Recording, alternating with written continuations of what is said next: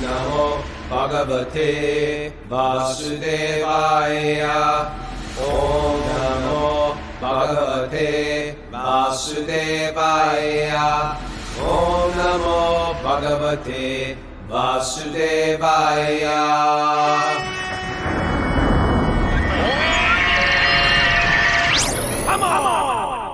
Live from Super Soul Farm, it is Wisdom of the Sages, your daily yoga podcast. I'm your host, Raghunath, with co-host Kaustubha Das. Welcome to the show.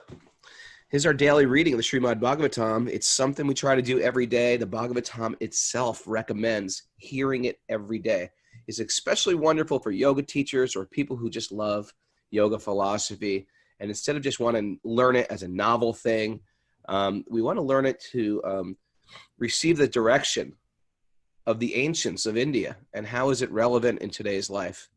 And so we study this book every day. We try to just put a little piece of direction in our brain on a regular basis, especially first thing in the morning. That's why on the Eastern Standard Time we do this at 5 a.m. And I find like it's our first food of the morning, and it sort of sets the direction for how I want to move in the course of the day. Although we have an international crew here. We have Germans and Austrians and a couple Californians who are jet lagged. And anyway, I know that because if you're listening to this on our podcast, we have a live group on Zoom that you can join us by writing Mara, our executive producer, at wisdomofthesages108@gmail.com. That's wisdomofthesages108@gmail.com. Also, if you have any questions, you can write us there. If you're on the chat group, on the Zoom group, you can just go to that chat board and say hello to everybody. These guys are all buddies. This is almost like pen pal. Kaustubha, did you ever pen pal anyone when you were little? I never did that. Is anyone that old that you even know what a pen pal is? I still have pen pal friends that I used to write to. Really? How are they doing? Good. Yeah, the whole punk hardcore scene, we were all pen pals, basically. Oh, right. But basically, you write letters to people overseas you never met, and then you hang out with them. It's sort of weird, but you have a connection with them. But I've got a lot of pen pals. Today, putting in practice one of our Wisdom of the Sages hashtags. We hashtag a lot of things here, Wisdom of the Sages. Today, one of the more relevant things in my brain, one of the more relevant hashtags is trade in your expectations for appreciations. Trade in your expectations for appreciations. If you're struggling in relationships, if you're struggling in any relationship with your good friends, with your partner, your spouse, your kids, this one is one of these strong ropes I hold onto. It's really easy for me to just whip out my expectations on everybody I meet. Why aren't they doing this? Why aren't they held accountable for this? Why aren't they appreciating me more? It seems like that's my default. Why aren't I getting enough appreciation? Isn't that sad? That's where it goes. And it's another word we use a lot is stinking thinking. It's like bad thinking, going around looking for people to appreciate me as a default. So better we just trade in those expectations for appreciations. And when I work from that mindset, I appreciate this person. I appreciate that person. This person that's driving me a little crazy, look all the good they've done. And it's a different vantage point. And in Bhakti Yoga, we are asked to see the world from this vantage point of appreciation instead of why aren't people appreciating what I do? And people on this Bhakti path, it's almost needs, we need to say this stuff because a lot of us are new to this. A lot of us have been around a while. Someone just told me recently, I said, whatever happened to this guy practicing Bhakti? And they said, oh, he's around. He's a little bitter. And I'm thinking, if you're practicing the path of Bhakti and you're bitter, you're doing something wrong. That whole thing of I've been hurt, it's not nullifying your hurtness. But if I keep using that as my directive, like how I'm going to move in the world, I've been hurt and therefore I'm bitter at everybody. It's setting me up for spiritual failure. and then even to secretly, I'm going to practice bhakti on my own. It doesn't work. That is part of the practice, is to get hurt and to get bitter and to overcome that bitterness. Sometimes immediately, and sometimes I have to deal with it. But if I'm walking around bitter, you should understand your car or your train, so to speak, is off the tracks. We can't practice bhakti and still be bitter with things. That's not nullifying any pain we've been through or any hurt or any misunderstanding. We've all been hurt. We've all been misunderstood. But we have to learn, A, how to forgive, and we have to learn, B, not to take offense so much. We take offense on a regular basis. It's a very common thing. And I'm not free from that either. But I start to notice when I'm looking to be offended. This is super popular right now. What do you think about that? Looking to be offended. What did you say? What Kaustubha, where are you, Kaustubha? I just talked you right out of the I love where you're coming from. What my thoughts was that this could appear, what you're saying here, okay, that's some nice lovey-dovey kind of like fluffy thinking, new age-ish kind of thing. But I believe what you're saying has a strong philosophical, scriptural basis to it. There's a purpose to it. In other words, for instance, if we go to Sri Chaitanya's Shikshastakam, which... That's where I stole it from. There you go. Anything I say is updated. It's stolen material updated. You took that shastric, and for those that are unfamiliar with the word shastra means shastric. We're even making up new words. Shastra, shastric. I guess it's taken an English suffix and added it to a Sanskrit word. Yeah. But shastric, meaning shastra would refer to the sacred texts, right, or the scripture. So you have these 8 shikshastakam. It means 8 instructions, and it was 8 instructions left behind by Sri Chaitanya, one of obviously the most important figures in the history of the Bhakti movement. Let's put that up on the board. Shikshastakam. We got our scribe, Lindsay, around. Seen our scribe. Maybe she's here. Say I'm high on the board if you're the scribe. Where is she? She's MIA today. Okay, then maybe you can take care of that, Raghu. And so in that Shikshastakam, maybe the most quoted, the most super essential instruction is this verse, Trinadapi Sunichena, right? That says that one should be more humble than a blade of grass, more tolerant than a tree. And then in my mind, the next line really relates to what you're speaking about. One should offer all respect to others and not expect any respect to themselves. And I just want to go say, we're not talking about being abused. We're not talking about allowing yourself to be, but I think you're getting more to the point of it.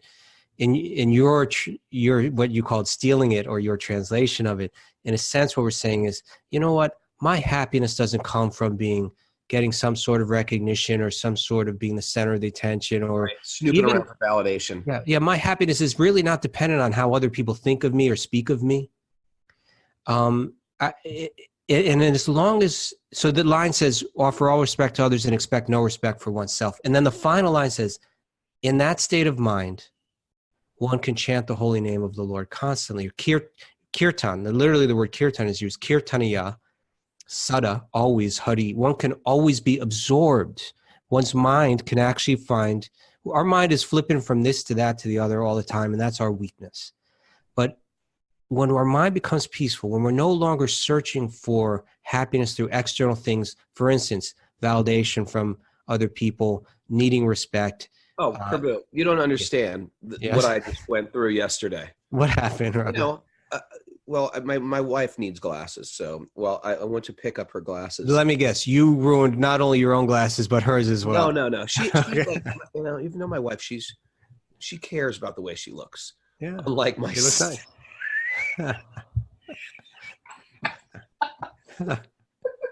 Oh my God! No, she's just like she cares about the way she looks. So she has like nice lenses and she dresses.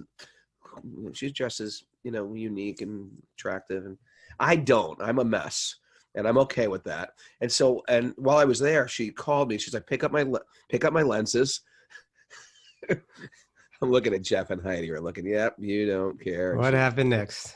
So what happened next was, she's like, while you're there, I found this good set of lenses or frames for you for your glasses instead of wearing your crappy old ones.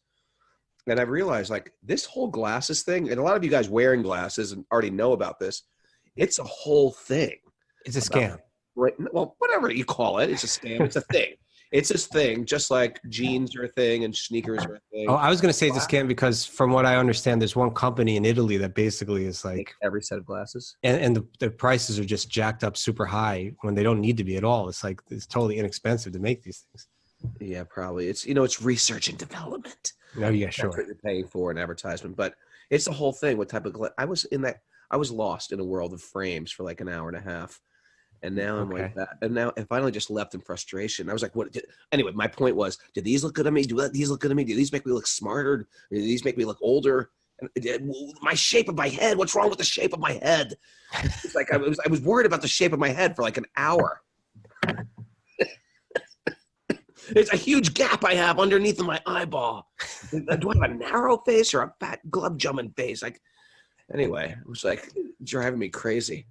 I just lost it. It's like, it's all about what other people are thinking about me, my validation. Anyway, that's the essence of this verse. Right.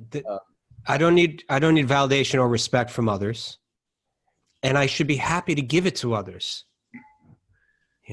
Moving through this world in such a way where my mind will be at peace because it's not tied to any external circumstance, and at the same time being kind enough or thoughtful enough or sensitive enough to other people that we want them to have peace of mind and we don't want to agitate their mind as well. So I'll show respect. I don't need respect, like you're saying. Trading my expectation for respect for appreciation for what's there. Yeah. Ultimately, what is there to appreciate? Those are those spiritual things, those internal things which nothing external can affect, right? Doesn't matter what happens externally. That spiritual connection is solid. Now, in our dented canness, that's another wisdom of the sages term. Dented can means we didn't fall from the heavens. We've had issues in our life. We've made some wrong turns.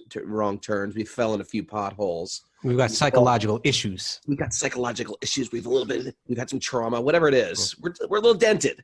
Sometimes we go through India, we meet these people who are like from these divine families, have this divine origin, have never experienced They've never sinned before. They've never sinned. It's almost like they're fallen from heavens. That's what fallen angels or something. Anyway, in our dented canness, we could take this instruction to be a doormat, to be like, okay, walk all over me, treat me like crap. I don't care. I have low self-esteem.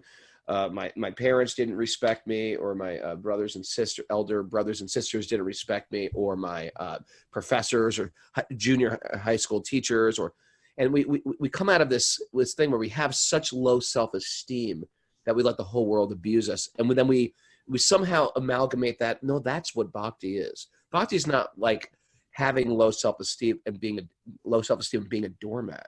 There has to be some element of self-care and self-love. And that's partially what these yamas and niyamas are as well too. If I want to give love, I have to love myself. In the sense of seeing myself and being honest, I see myself as small. That doesn't mean I'm a piece of garbage. I'm just small. There's a lot of living beings in this room. That's pretty gross, but there's probably in this world, every blade of grass is a living being. And every animal, every bug, every plant. So I'm tiny. That's just reality. That's not me being humble. That's just reality. And I'm part of something much bigger. How do I know that? Because I'm dependent on the whole. I'm not the center. I'm dependent. So in that honesty of seeing myself small, I'll stop walking around with my arrogant chip on my shoulder. And I start appreciating the world and what's around me and the source of everything. And instead of, and when people are trying to if people either take me down knowingly or unknowingly, I don't let that's not a hang up. I'm tiny. I'm not walking around with that ego begging for their self-respect. I know my worth. My worth is from my birth. I'm a spiritual being. That's another one. Worth is from my birth. We're hitting all the bases today. My worth is from my birth. I'm a spiritual being. And my worth comes from my contribution, not from you thinking I got some cool frames. That's not where I'm going to get my worth from. You guys can also, hey, you got the coolest glasses, Raghu. Big deal. Big deal. If everyone here just thinks I'm cool and writes on the chat board, Raghu is cool, is that going to make me feel whole? Right. If there's one person that says, you're not cool, you're actually a jerk. That thing will haunt me and blow. If my happiness is dependent on everybody validating me, I'm setting myself up for failure. And failure, you're setting yourself up just to be disturbed all the time and to not be happy. But beyond that, from the yogic point of view, you won't be able to practice yoga. You won't be able to fix the mind. It'll always be disturbed. Okay. Exactly. So who or what do I want to tell me I'm okay? That's a good question. Who or what, or what community do I want to tell me I'm okay? Because that's what I'm looking. That's what validation is. I want somebody. You're good, Raghu. You go out. We need stellar people in our life, or we need this idea of a higher power source. So you are okay. We need to be firmly fixed in understanding I'm spirit and I'm okay. I don't need outside sources to tell me I'm okay. I know I have to do spiritual work in this world. And that's sort of one of our, that's on my priority list. What is my spiritual offering in this world? That could be your full-time. I love where you're going, Raghu, because it's just like what you're talking about right now to me is really like how I try to practice in my feeble attempts of becoming a true Bhakti-yogi. It has a lot to do with what you're saying right now. Not attaching my happiness or worth or validation to any external source. But you know what? We do want someone to recognize our sacrifice or our tolerance, whatever, but you know where that connects? To God within the heart, right? That we feel that there's always a witness, that my validation comes from my connection to that super soul, to that Paramatma within the heart. And in this way, no matter what I'm going through externally, I'm strengthening that connection to that connection to God within the heart. And when that becomes very strong and nothing external matters anymore, you become empowered, right?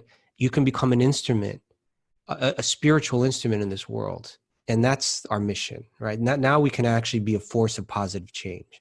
It's not through becoming bitter. And even when we try to become an activist in this world, and I encourage that, but when we do it without that yogic side to it or without that spiritual side to it, we often just become bitter, Become bitter at the world. We become bitter at the world. And you never become a positive instrument. You actually create more negativity, even with the best intentions. So those great spiritual leaders out there, they had that ability to connect with God in the heart and to be not attached to anything external and really do amazing service in this world. I know in my own life, because of teachers and peers like yourself, matter of fact, I do want to make sure I'm on track. I think that's important to check in with peers that you trust in their integrity and teachers where you can say, am I off track here? Am I moving forward? What do you think of this? I'm going to do this. What's your opinion on this? And I don't want everybody's opinion. A matter of fact, you might be doing something that real stellar people in your life are like saying, yes, go forward with that. But the whole world might say, you're a total nut. That's okay. I want the opinion of very few people.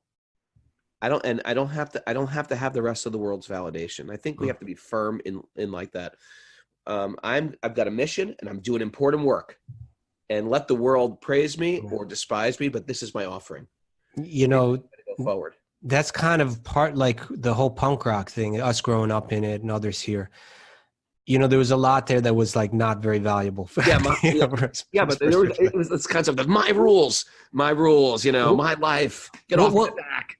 Well, I was actually going to flip it the other way and say, the drugs and so many other things. But I was going to say, but that concept of not caring about public opinion can be helpful. But you know what? It's a funny thing is, and I'm just going to like pull out of this for a second. All right. Because in punk rock, there was this whole thing of like, we're going to wear whatever we want. But the fact is no one wore whatever they want. They just changed it to a different outfit, the punk outfit. It's not like they walked around in dressed up like, like they were, United States Minutemen with high knickers and like funny hats and white wigs or whatever it was. They didn't dress up in random outfits or like King Henry VIII. They didn't they dressed up in punk rock uniforms. It was just another club or culture, and they dyed their hair and cut this hair this certain way. It wasn't about like nonconformist and just to be. What's funny? You meet these people in India who are walking around. As a matter of fact, I just saw some guy. Oh, well, we were in Jaipur, and there was a coat. Like there's an ancient temple we were in. And 500-year-old temple. The Radha Gopinath temple. Yeah, and so in preserved in glass was the founder of the temple's coat and hat. And get this, the coat was made of tulsi beads. And wooden beads. His skull cap was made of wooden tulsi beads. They're wooden beads from the tulsi plant. And I'm thinking about this guy in my brain. I'm thinking about him walking around in a tulsi bead coat, like how ridiculous that would look. Yet how like he's probably very happy, like tulsi. It's a sacred plant. It's dear to Krishna. How beautiful this coat is. That's real punk. Okay, that's the real punk rock. Like you don't care about anybody else's really opinion. Because you could even fall, even in, like spiritual circles, you can wear the right dhoti or the right bugle bundi or kurta or chadar or all this Indian clothing that's appropriate to wear to a kirtan or to a festival or an ashram. But the real thing is when you go into these places like Vrindavan, where you meet these like out of this world sadhus. Do you ever see that sadhu in Vrindavan who walks around with like patchwork crazy clothes? He almost looks like a crazy prince, like Prince maybe, but it's all made of remnants of clothing from deities, and he sews them all together in like bizarre outfits. But he'll only wear clothes that the deities have worn. Wow, that's cool. That's punk. That's the real punk. And he's thinking. I'm sure they're thinking. I only really want to impress Krishna. Whatever the world thinks of me, big deal. Right. Right. And, I just want to say, go ahead and get a decent pair of glasses. Go ahead and dress. We're not telling people you got to look completely strange to be a good person or whatever. But the point is we don't get obsessed with these things. And we're not too concerned with what the world thinks of us because we have this internal connection if we're practicing a spiritual practice. That's basically it. What other people think of me. I'm writing that down. What other people think of me is none of my biz. There we go. All right, let's get into the Bhagavatam. By the way, when we say get into the Bhagavatam, this is the Bhagavatam. This is the Bhagavatam. Well, you know what I was thinking when you were saying that, like you care about the opinion of a few people. Yeah. Well, right here we have an example of Vyasadeva caring about the opinion of Narada, right? He's not just searching out anyone's opinion, but something's not right. Can you help me with it?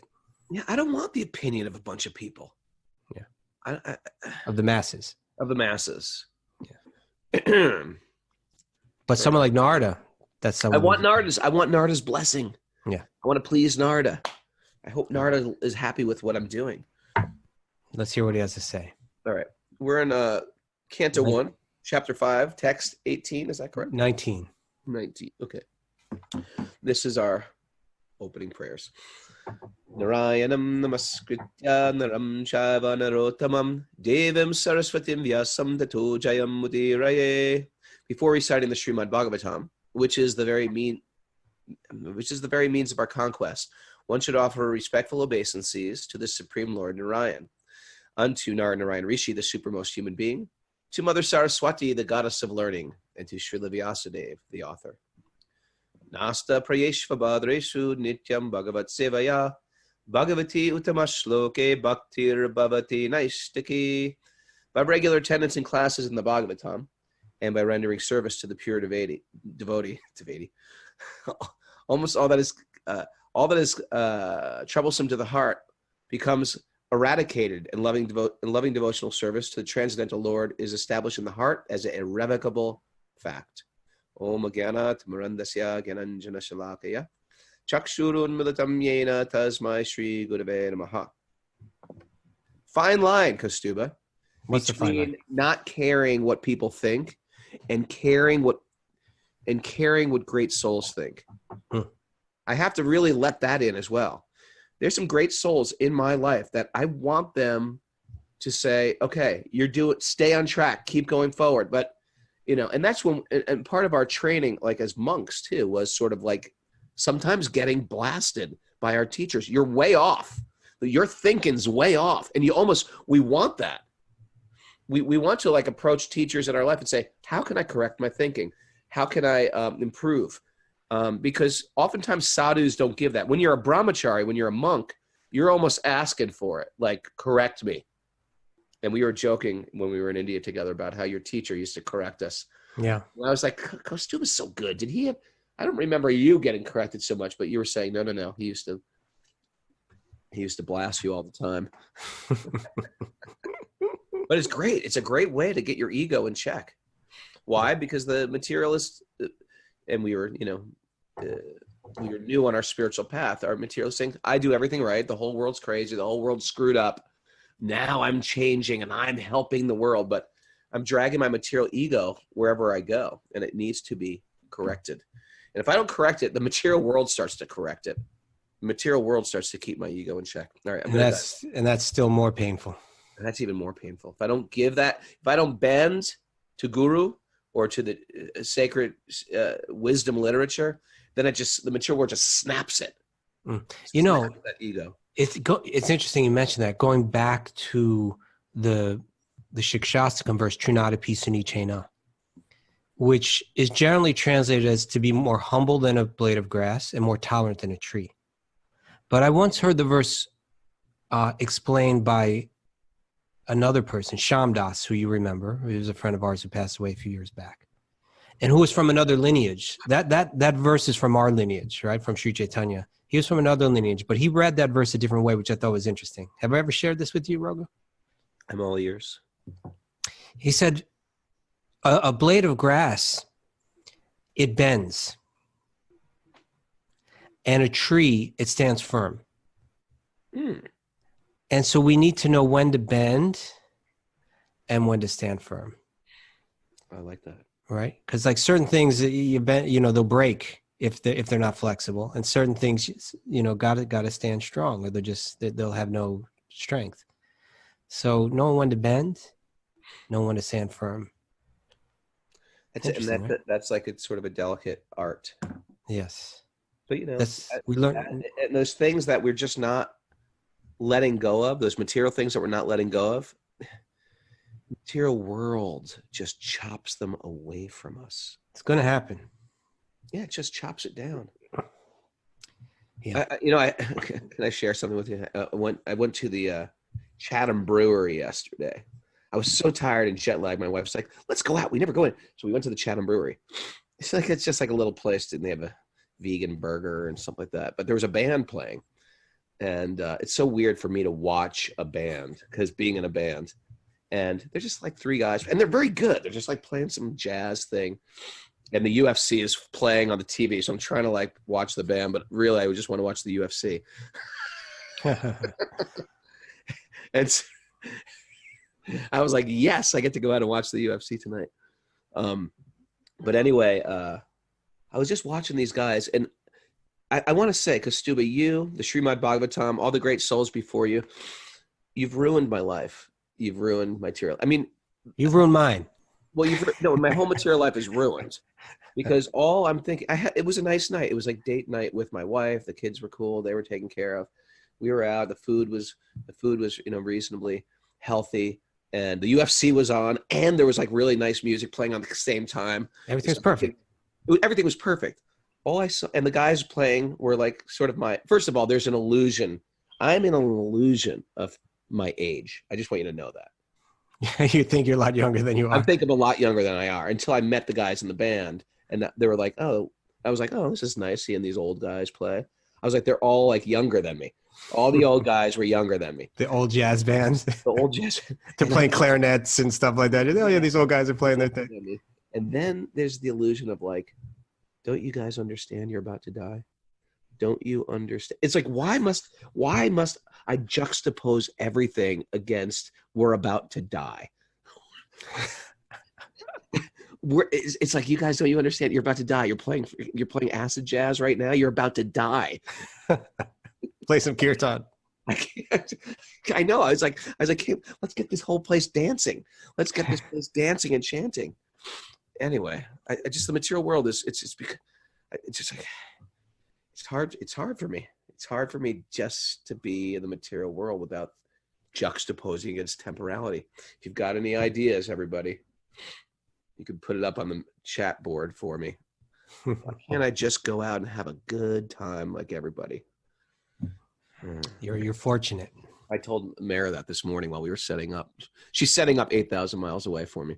She's just like, you know too much. That's what happens with the material world. You analyze the material world so much. It's so funny because people who are oftentimes atheistic, they have this thing like, yeah, the spiritualists, they stick their head in a hole. They are, they're just not living a real, just be honest. You're trying to take shelter in some fake God, whatever. All I know is people on this path, we are meditating on reality. And what is reality? Our temporality is reality. Don't say I'm sticking my head in the hole. I'm not sticking my head in a hole. I can't even walk out the door thinking, oh, this could be the last. I'm not neurotic or Woody Allen about it. I'm just thinking like we need a type of sobriety in our life as we move through. What am I doing with my life? What is the purpose? How does this weigh out? How is this activity, this vacation, this holiday, this way I'm running the household, how I'm raising my kids? What does this have to do with the biggest, broadest strokes in my life? That I need to check in with on a regular basis. Good morning. Good. Let's read. Let's read. Prabhu. Reading from the Srimad Bhagavatam, Canto 1, Chapter 5, Verse 19. My dear Vyas, even though a devotee of Lord Krishna sometimes falls down. Oh, we read this yesterday. Somehow or other, he certainly does not undergo material existence like others, fruitive workers. Because a person who has once relished the taste of the lotus feet of the Lord can do nothing but remember that ecstasy again and again. Sort of what I'm talking about. I know. There is what is it about things like this when you're like talking about something, you open the book, you go right there? What is that? Well, I was going to share a story, but I didn't want to. I wanted us to get to Bhagavatam. I was going to share something based on what you were saying, but now it's just all tying together. But, I heard once a friend of mine say that, the way that, like, say most of our listeners are practicing bhakti is a little different than the way that you and I got into it. It was a different era of the bhakti movement in the West, where if you got serious about it, you joined a temple. Right? Yeah, you were either in it or you were out of it, and there was no gray area. There's no gray between. So this is from that era where a person, had, moved into the temple, shaved his head, done the whole thing, learned the philosophy, practiced it, but then due to some whatever, I don't know why, but then they kind of left that world behind. And it was either like you're saying, you're in it or you're out of it. So you move out of it. It's like, I want to enjoy the material world now. I dropped the whole thing. Right. And then a friend of his ran into him, another devotee who was still living in a temple and still practicing strictly, ran into this person, I don't know, on the street or whatever. And said, well, how is your life going? What are you experiencing? And he said, because of what I learned by studying bhakti, I cannot enjoy anything. He says, I can be with a beautiful girl. I can be, in a beautiful place. But I know so much. I know too much, right? I know too much. It ruins your material existence. Yeah. Once you tasted that sweet joy, and it's not because you're I'm thinking about the trip we just went on. There was like little times we were having kirtan in sort of like less than, sometimes in a weird little place. So it's crammed in one of those like cement rooms or something like that. And we're just like jammed in there, but we're having a kirtan and you're experiencing some type of deep inner joy. And it's not because of the environment. It's not because you're wearing beautiful clothing. It's not because any external thing, but something you're connecting with, and you remember that was so special for me, it ruins your material concept of how to be happy in this world.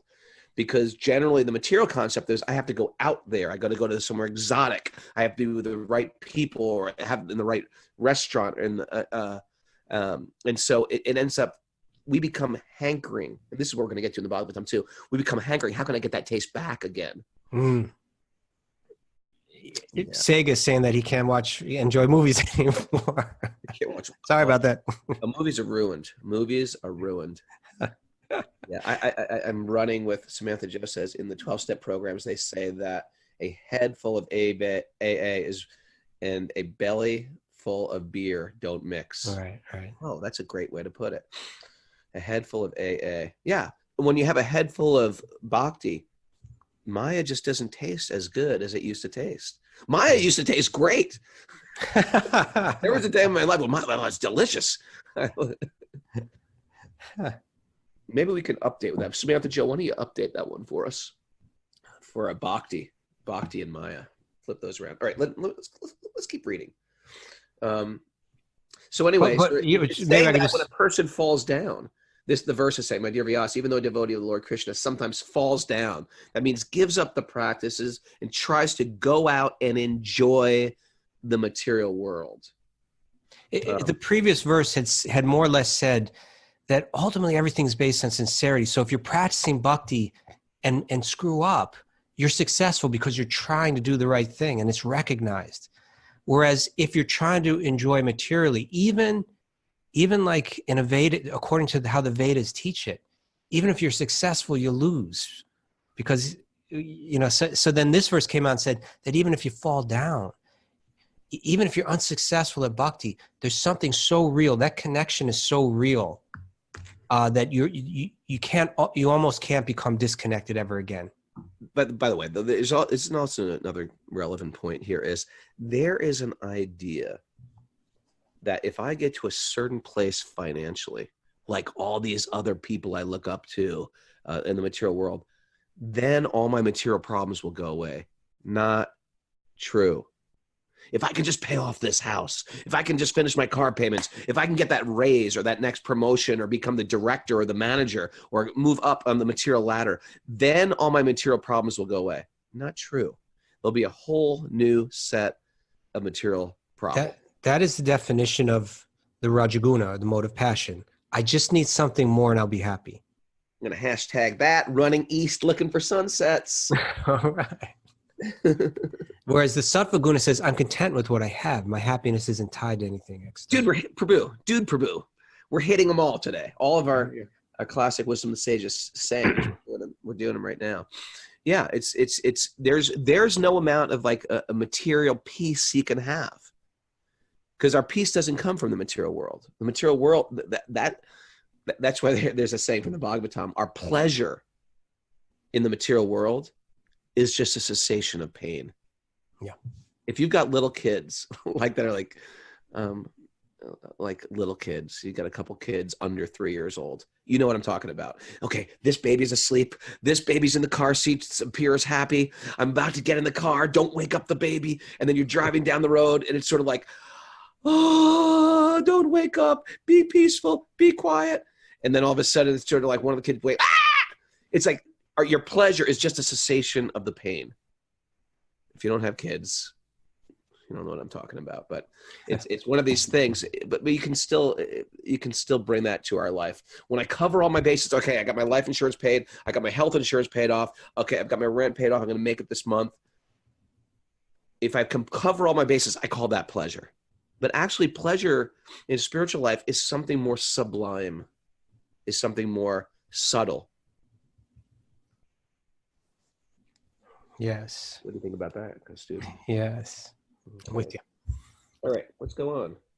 The Supreme Lord, personality of Godhead, is himself this cosmos, and still he is aloof from it. From him only this cosmic manifestation emanated. In him it rests, and unto him it enters after annihilation. Your good self knows all about this. So he's saying... Given only a synopsis. You haven't Krishna is behind everything. You've written a whole lot, but you haven't spoken about him very much directly. That's the indication. Now comes the qualification of Vyasa to take up this task of compiling the Bhagavatam. Okay. Your goodness has perfect vision. You can know the super soul, personality of Godhead, because you are present as the plenary portion of the Lord. So this is his position. He's a plenary portion. Empowered portion. Okay. Although you are birthless, you have appeared on this earth for the well-being of all people. Please, therefore, describe the transcendental pastimes of the supreme personality of Godhead, Sri Krishna, more vividly. More vividly. That's the point. He hasn't done that yet in all his Vedic literature. He hasn't described Krishna vividly. Right. I mean, that's why if you study, you study Vedanta Sutra, or you study even Yoga Sutras, excuse me, I was warned by my corrector, Carla, not to cough in the mic. You will get the same message from that literature, but you won't get the description of the personality of Godhead. And that's what's difference from the difference of the Bhagavatam. You'll get that wisdom, you'll get that knowledge, you'll get that spiritual download from those books, but you won't get that real sweetness that you get in the Bhagavatam, which is why the Bhagavatam is probably the most cherished of all literatures of all the yogic texts. And it's what the heart ultimately yearns for. Yeah. I mean, that just by seeing what we want to watch on television, on Netflix, on YouTube. We want some stories. We want some life experience. We want some heroes. We want some.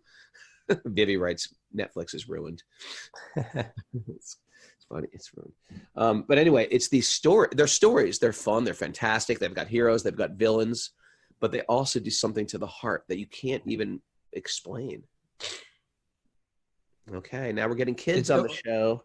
There's kids, there's couples. Who do we got? Pets. Oh, we got Lucas watching. Hi, Lucas. Yeah. Okay, I'm going to go on. And maybe this is the last verse we can do for today, because then it jumps to a whole goes to the next subject. Okay, good. We save that for tomorrow.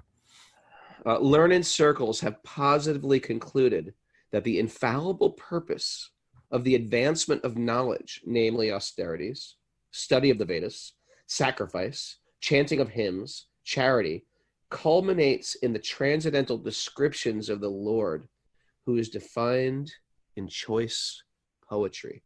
So this is what they describe knowledge to be. You want to go through that again? Yeah, well, in other words, you could have thrown asana in there too, right? You could have thrown in Ayurveda. You could have thrown in astrology. All of these things. Where they're ultimately meant to go is that their value is in their ability to help you reconnect with that divine, beautiful source who's described in choice. He can only be described in choice poetry. What is that choice poetry? It's the Bhagavatam, right? So provide that for people. Help people. All these Vedic arts that we get into, like my kids when they were in India, they were studying Shilpa. Janeshwar was teaching them how to draw these cool Vedic. It's almost like architecture, these beautiful flowery. The dimensions and all have to be just right, and it gets a certain feel. And so. It gets a feel that changes your heart, that makes your mind very peaceful. Just like if you look at the architecture of a temple, it's very peaceful to the mind. So, and then these arts of astrology or Vedic mathematics or Indian dance, or they're all culture's not there just to learn culture. It's to develop character. And character's not there just so we become a group of ethical people. It's to bring us to something higher. It's all meant to bring us to connection. That's the point. That's the part of culture. And this is another thing, back to punk rock. This is the thing that drove me crazy in punk rock was, why become cultured? Why do I have to learn who Monet is and who Manet is and go to the go to the Smithsonian? And what is the point of culture? What does that got to do with me anyway? To study some artist from some random country or a handful of countries, from a European, a Roman, a Greco-Roman vantage point of the universe. Why is that culture? You're just thinking of Greco-Roman wrestling. I'm just going to Greco-Roman. I'm a simple man, Kaustubha, you know that. But everything is Roman and everything is from like Roman and Greek. You know, we talk about music, what's it called? Ethnomusicology. According to who? According to an American? You just ruined museums for Vivi. Mozart ethnic music. I mean, China has been ruling the world for thousands of years. There's been emperors in China forever. Why isn't Mozart ethnic music? Why is only Spanish music ethnic music? Everything is from this vantage point of these Europeans or Americans and Europeans. And there's a bend, there's a narrative of how we view the world. And India is backwards. You know, that's just the way we've been taught and raised. And finally, we're looking at different vantage points or facets of a jewel. How did I get talking about this, Prabhu? Because I know the tapes you've been listening to. That's how. Yes.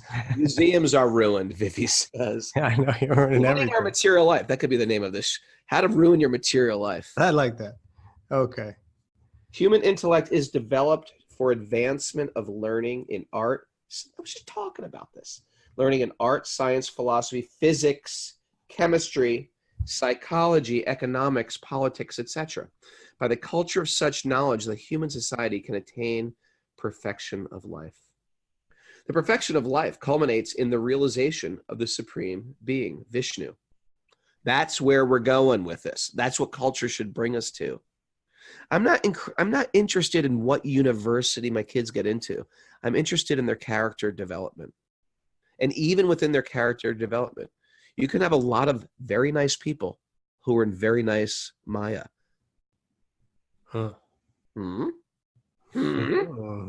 Unfortunately, persons who are enamored by the external beauty of Vishnu's Maya do not understand that the culmination of perfection or self-realization depends on Vishnu.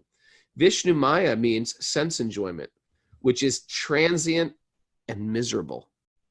I love that verse from the Bhagavad Gita. From the highest planet to the lowest are all places of suffering. Where? In birth and death take place. Bhuvana loka puna avartino arjuna. Abit, right? Mamu pecha tu kaunte, yeah? Yeah. Yeah, that. Tejun ramate buddha. No, I don't. I added that from another verse. The idea is like everything of the material world is temporary and transient. Don't invest your soul joy in that. You know what verse I was thinking of? What? Yahisham Sparsha Jag Boga. No. Just from this verse, from the verse that we just read, and the subject that we've been talking about, how ultimately everything is meant to connect you to Vishnu or to Krishna, including all the Vedic sciences. And it's practically the most quoted verse by Srila Prabhupada. Tell me. 15:15. You know it? From me comes remembrance. Sarvasya chaham hridisthana vishto matas mrityugyanma pohanam cha. I'm situated in the heart of every living being. From me comes remembrance, forgetfulness, knowledge, remembrance, and forgetfulness. But then the second part of it, Vedais cha sarver aham eva vedyo, Vedanta krit vedavit eva chaham. By all the Vedas, I am to be known. Right? Like all the Vedic sciences, what do they all aim at? They aim at knowing that supreme being who you have this divine loving connection with that just needs to be recovered. Right? Yeah. They may go there more or less directly. We were saying this yesterday in the analogy of driving from A to B. There is a direct route. Yeah. And the Vedic teachings get more into like how this car works, you know, how the engine works, how to put the key in the ignition. And we know that we can get, it's become really emphasized in the West with our study of yoga. We're studying one facet of yoga, our physical practice. We even try to ever see this? They try to put the yamas and the niyamas all into our physical practice. Hey, ahimsa, remember, don't hurt your body. Don't be violent to your body. That's not what it's about. It's not about don't be violent to your body. It's about stop killing things. You know, truthful. Be truthful. Satya. Make sure don't force your head to your knee if that's not where it goes. Be more truthful. Why? Everything is related to asana in the West. Give me a break. It's got nothing to do with that.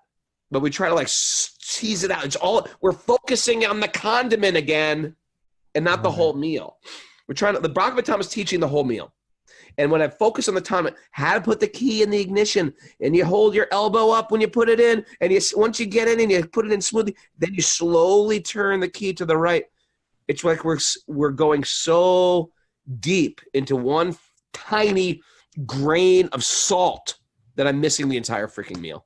So that might be asana, that might be astrology, that might be so many things. It might be pujas, these people study Vedic worships. It's just those things haven't really taken off so much in the West. Right. But you see people into astrology, and they're just like into their whole astrological thing. It's like, okay, what about your bhakti thing? Right. When they get into kirtan, what about and the kirtan becomes a performance. Right. So anyway, it's meant to bring us back here because we're so uncultured. It's sort of easy to see it because we don't know much about the Vedic culture. But it's to put everything in perspective. Okay. Anything you want to share? Well, we got another minute left. I don't know if you want to just read a bit more of the commentary. Yeah, you got to get the music queued up. I'm trying to pull a Mara on right now. Okay. Should I read? Yeah, you read, so I can surprise you with a ending. Sri Narada Muni has explained that all paraphernalia of the cosmic universe is but an emanation from the Lord out of his... Did I jump? Oh, no, I was good. Okay. Sri Narada Muni has explained that all paraphernalia of the cosmic universe is but an emanation from the Lord out of his different energies, because the Lord has set in motion by his inconceivable energy the actions and reactions of the created manifestation. They have come to be out of his energy. They rest on his energy, and after annihilation, they merge into him. Nothing is therefore different from him, but at the same time, the Lord is always different from them. Oh, this is Gita, 9th chapter. I'm just writing a list of things that are ruined. Exotic vacation and travel, ruined. Date night, ruined. Netflix, ruined. Museums, ruined. Restaurants, good, healthy vegetarian food not offered to Sri Krishna is ruined. You're already good at ruining glasses, so that's taken care of. Designer frames, ruined. Anyway. Shopping is ruined. Oops. Come on! There we go. Okay. We hear a great story tomorrow about Narada tells about his past life. We're going to past life regression with Narada Muni tomorrow. Oh, good. Comic books ruined, Bob Healy says. Got to get the right one. Civil War reenactments, ruined. I'm serious. They used to be fun. Europeans are like, what are you guys talking about? Oh, it's a thing. Civil War reenactments is a real thing in America. Hey, if you're listening to this on our podcast, welcome to the show. It's over. Goodbye from the show. Revolutionary War. I was corrected by Bob. It's Revolutionary War reenactments. Thanks for joining us. We do this every day. Join our crazy little family. But when the whole world's insane, I want to be this type of crazy. When normal becomes insane, I want to be crazy. Okay, it's over. Everybody on Zoom, you can dance now. Start getting your namaste into a hand clap. Here we go. If you're listening to on Zoom, thanks for joining us. If I missed your good morning, good morning. If you want to write us, you can write us at Wisdom of the Sages 108@gmail.com. And remember, tomorrow, bring your husband, bring your wife, bring your boyfriend, bring your girlfriend, bring your kids to Wisdom of the Sages. It's fun for the entire family. Indigo is dancing over there. All right, Indigo. Shit, bring your pets. There's a lot of pets. Bring your pets. Jai Sri Krishna Bolo. Bring your plants. Bring your plants. They're people. Plants are people. Elizabeth and Daniel, good to see you guys. Jamuna Jaya, good to see you. Dana B, good to see you. Dana De Chiaro, good to see you. Margarita, my favorite pizza, good to see you. Aravind, good to see you. Casey Ho. iPhone Prabhu, good to see you. Catherine Bettis, good to see you. Roya, good to see you. See, Carla, the corrector, how are you? Miss you. Krishna DH, good morning. Exotic travel, ruined. Everybody, get on our Telegram thread, and you can write me your favorite things that are ruined due to bhakti. That would be a great way to start. Oh, it's Robin. Hey, Robin. You know what they say, Raghu? Huh? If you want to enjoy material life and et cetera, don't go see that boy playing the flute. Don't go to Keishigat and see that young, charming boy. Oh, it's Rosabelle. You know what's weird? I saw Robin and I thought she was Rosabelle. And I said, no, it's Robin. And then I see Rosabelle. And she's got a winter coat on. She must be somewhere cold, like Prague. Radhe, Jai Shri Krishna Bola, Jai Radhe, Jai Radhe. Thanks, everybody. This is the toughest part of my day, is to click you guys off. Don't do it. Ever. Hey, I'm at the Bhakti Center today if anybody's around. You hear that? Kaustubha's at the Bhakti Center. At 11, or it's also on, that MyPort TV Bhakti Center channel at 11 a.m. All right. Well, we never get enough of you, Prabhu. Can't get enough of you. Non-India travel ruin. Okay, you guys. Love you all. See you tomorrow. Thanks for all the spouses that have been dragged here, and now are dancing happily. Now it's become your own. Goodbye, families. Goodbye, single people. Jai Shri Radhe. Hey, Jai.